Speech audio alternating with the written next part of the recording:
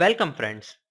In this tutorial, we will be learning about a very important feature in C++, which is a feature of overloading.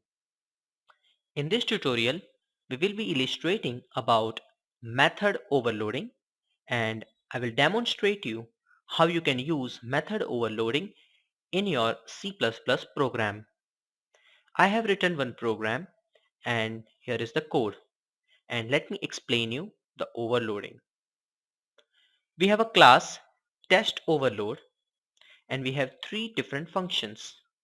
But as you notice, the name of these functions are same.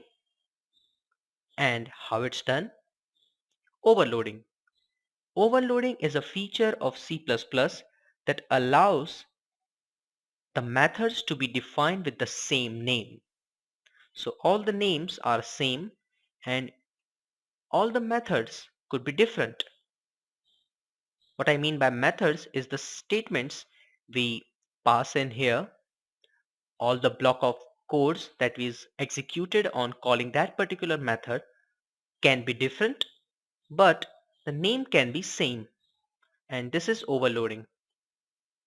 So this is our test overload, and we have three functions: print, print and print. But what is difference between these three functions is the parameter that this method is taking. Our first print method is taking an integer as a parameter, and it is printing our int dash the integer that it has taken as a parameter. Our second print method is taking a double as a parameter, and it is printing our float, and it is printing the double that we have given it in the parameter. And the third printing method is taking a character string, and it is printing that character string out. So this is how these three methods have the same name but different parameters is defined. And let us see how it works.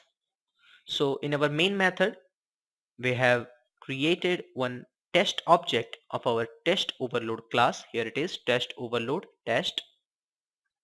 Then we are calling this test.print. And as you can notice, all of the three times we are calling the same method: test.print, test.print, test.print. But for the first time, we are passing the integer parameter, as you can see here. So this C++ compiler knows that you have to refer to this method because the parameter which has been passed is an integer.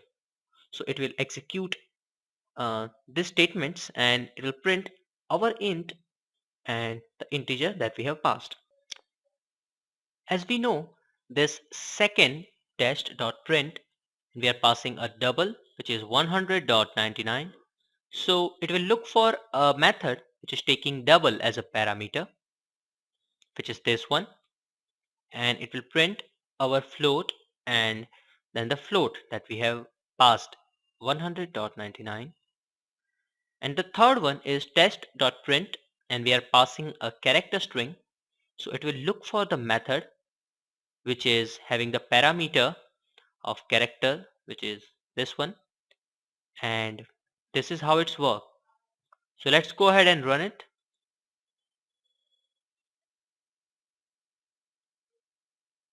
And as we can see, our int 10, our float 100.99, and our character hello world. And this is how this method overloading works in C++. It is often very useful to include this concept in your program, and now you know how to use it. Thank you.